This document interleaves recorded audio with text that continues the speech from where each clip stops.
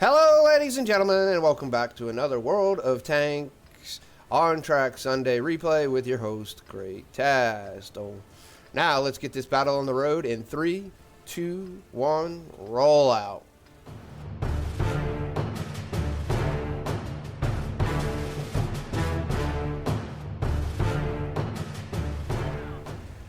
Hello, ladies and gentlemen, and welcome back to another World of Tanks replay. This is your host, Great Taz. I want to apologize for the latenesses of this video. First off, I haven't been around on Twitch or YouTube in the past 2 weeks due to the simple fact that I got really sick, and so did my wife. And so we were fighting sicknesses, and we weren't really doing anything extra ordinary. To put it also in a simple, another type of sense, is that I really didn't have a voice, and we both were really sick. We are much better now. Would have got to this sooner this weekend. We're pretty much over everything last Friday, before this video was before this video was released. But I also had work on that weekend, so I had no time or access to computers to be able to do anything. So a kind of little crazy note that I've never noticed back to the game, that I never noticed before in-game, especially in Ruinberg, is if you look at this artillery piece, I can't really zoom in, but if you look at it, it has 4 rings. And I'm not sure what nation uses 2 rings for a mark of excellence, but that would be because the Germans use 3 rings for a mark of excellence. So that one would be 2 mark of excellences for somebody, or 3 or 4. I don't really know, but that is kind of a funny little tidbit I noticed when I started this the one time and accidentally screwed some stuff up. I had to start again. So let's get on with this battle and see how it goes. Now this is the T28. This is not the prototype. This is the actual, what the T95 was actually called was the T98. So in turn, this is T28. This is a tier 9 battle. This is a tank destroyer, of course. And as I said, we're in Ruinberg. This is brought to you by nikolacrni. Not exactly sure how to say it. It sounds a little bit Italian to me, so we're just going to call him Nick, all right? And as you can see, Nick is the T28 for a tier 8 is probably the most frontal. It is the most frontal armor at tier 8 TD that I can think of off the top of my head. Now it does lead, like I said, lead into the T95, which is considered the Doom Turtle, which is probably the heaviest armored in frontal armored tank destroyer in the game, really, mainly due to the low profile, and it doesn't have a turret, and all of it. It's the only dual tracked TD in the game, and originally it was the only dual tank tracked quad tracked tank in the game until they put the object 279 Echo in, or E. As you can see here, Nick is trying to get shots on that T95 on old Grumpy there. He's missed the first 2. That one didn't hit where he wanted it, but he did take damage. Now you notice it took APCR to get through the frontal armor of the T28 there, out of a tier 8. The IS-32, we'll call it the IS-32 because it's the dual-barreled gun there, the new one that just came around. Took 2 shots at Nick, and both of them either bounced or did not penetrate. Nick's going to put a shot back into him for him peeking around, then he's going to reload, of course. This tank can take a lot of frontal punishment. The problem with the T28, the T95, is they really have bad transverse speeds. They also have bad. They have low movement. There he takes a out shot at the IS-3A2 again. This time he doesn't penetrate. And Indian Panzer, you don't have the armor to actually be able to block. As we can see here, he is using the top gun, the 120, so the Indian Panzer is going to be penned almost every time. So will the Charioteer, because the Charioteer definitely has 0 armor when it comes to 128. There he's going to take a shot at the Charioteer and take him out. Now, there's a lot of tanks back there, and that's the second time that he's actually taken damage. And that was from the IS-32. All right. As you can see here, he looks like he's going to move positions now. He's taken out quite a few. Him and his team has taken quite a few tanks out this general direction. So the IS-32 is actually pushing around the corner. All it really has to do is fight a couple mediums. Now he's going around this way to try to get some shots in. He's looking. Nice shot. Didn't have a true good aim in on the Conqueror, but he got that shot, took out the track, so he took it out again. So he's going to sit here and can just continue. If this Conqueror does not repair his track, he's not going to be able to get away. He's going to just sit there and be pegged to death slowly. Okay, he does finally get his track repaired because the third shot did not track the Conqueror, but now he's going to push forward to make sure that Conqueror doesn't get away and take it completely out. Now that was an ammo rack. That was in the front lower glacis, and you can see as it burned, baby. Now the turret didn't pop off. That's the other version of an ammo rack. There it swings around, gets that IS-32. Now he's backing up so that the IS-32 can't get him, and then takes it out too. All right, he's doing a really good job here. 4 kills, got 3,560 damage, and we've seen it all pretty much. Now he's blocked quite a bit of damage. As you can see there, 2,200. That's enough for a steel wall. Swings around, blocks another shot. Gets actually missed. That wasn't a block. Takes out another tank right there, shooting him in the side. Now the IS-3 is it's kind of still a weird looking tank to me. Not sure why this person is angling, because that's probably the worst thing to do in an IS-3, because it really is the IS-3 hull, just with a different turret. He's not using, there he zooms in to get a better shot. There the IS-3 does to get a shot in on him, and then he takes that final shot, finally taking the IS-32 out. Now he has been slinging some premium rounds here, of course. At some points in times, you just have to. There's the RHM. He knows where, has an idea where it is. He can aim up his circle. Not sure what he's looking at right now. There he goes. He's aiming up. Nope. He's getting the shot. Fired a premium shot, which was kind of a really expensive shot to fire, blind fire. He's trying to figure out where that RHM is. He's looking around. All right. Doesn't see it, so he's got to push forward.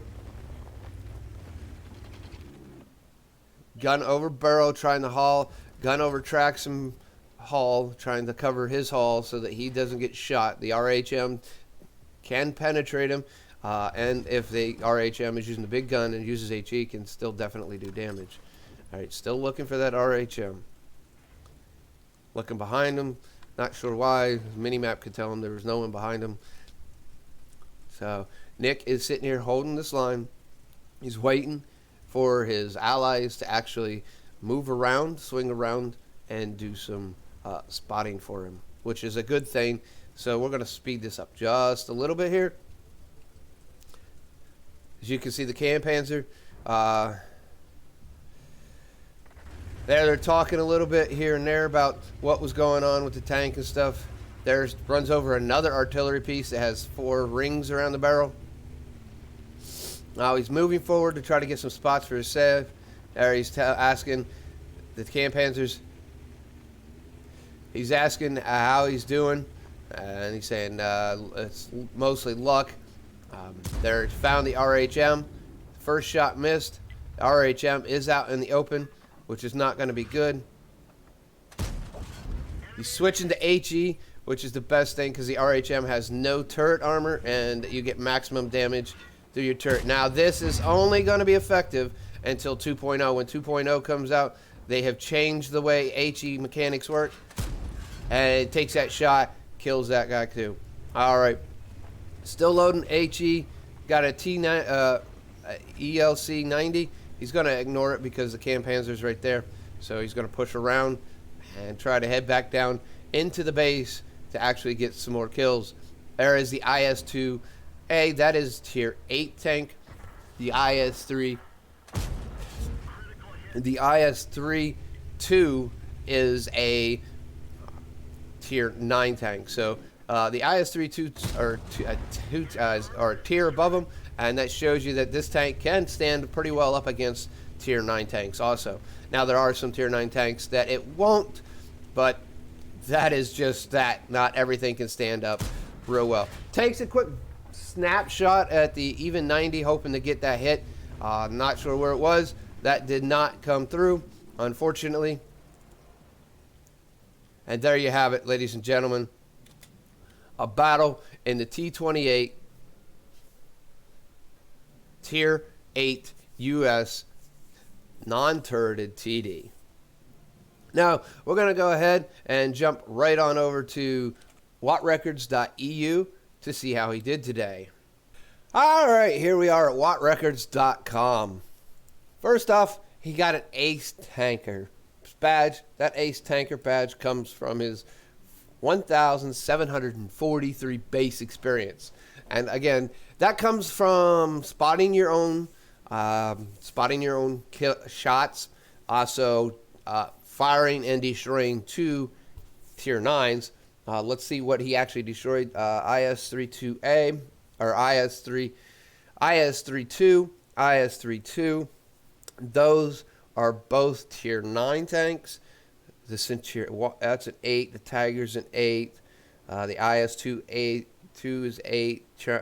8, 8, 8, and 8. So nope, the Conqueror's also tier 9. So he got 3 tier 9 kills amongst his 8 out of his 8 kills. So that gives you a real bonus in experience. Now, not only that, but as you can see here, he got steel wall. That helps too. That steel wall came from blocking at 3,000 damage exactly.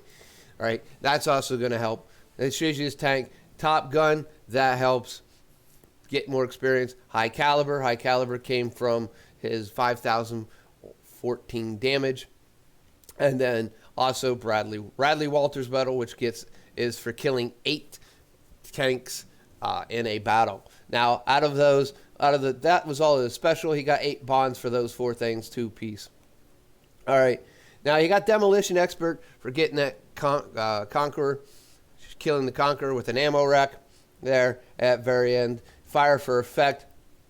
He got Shell Proof because he did easily block more than the hit points of his vehicle. I think it's like 1,800, and he blocked 3,000. Anything is 1,800. I think it's like 1,500. And so he blocked twice as much. He got Master Gunner, Duelist, he got Hand of God, and then he got Bruiser also for your basic ones. Now, he got some real good credits, 6,756, and then got 14,383 total experience. That's really good, and that'll be a quick boost to get into the T95 if he doesn't already have it. And you can see here, he has 5,000 damage. One of the IS-32s, probably the one that was in the city, is the only person that is over. There's only 2 people that are over half damage. That would be the 257 and the IS-32 on the enemy team. Everybody else, it's going to be over twice their damage overall. And you can even see here, even with that extra bonus damage, the 257 really did not get enough to actually be able to come out and get a lot of experience. All that was from a lot of that is from spotting your own damage and killing tanks above your tier. And a lot of his damage, if you literally look at that, I mean, he did, where is the IS-32? He did 2 shots of damage. He did 433 damage there. The other one, he did 959 damage. So that's 1,380, 1,390, and then he did 1,800 to that. That's over 1,000 22,000 damage, over 22,000 damage he did to tier 9s alone. That's a really good calling there. Really good damage output. 28 shots, 21 hit, 17 penetrated, 2 splash damage. He did fire some HE damage, HEs that get some HE damage, like 5,014. All of it was from under 300 meters, which means he was mostly spotting his own damage. He received 13, only 3 pen, 10 did not, and 1 was splashed from already. 3,000 blocked, 1 spotted. He ate all 8 tanks that he damaged, he destroyed. 444 assistance. Now, like I said, he got 67,562